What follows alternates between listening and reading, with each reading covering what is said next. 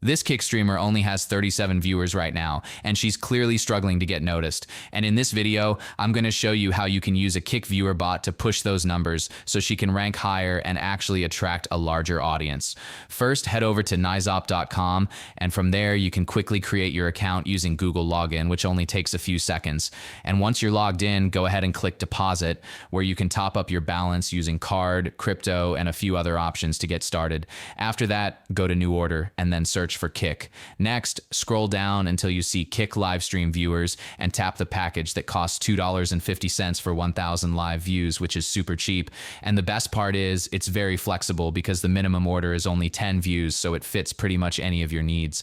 Now just add the stream link, enter the amount you want, and for this stream, we're going to boost it with 50 live viewers, then tap order now. After placing the order, let's head back to the stream and I'll show you a quick time lapse of how it went. 10 seconds later. And as you can see, she's now sitting at 106 viewers almost immediately, and that's exactly how you can use a Kick viewer bot in 2026. So if you want to grow your channel faster, head over to Naizop and start your boost today.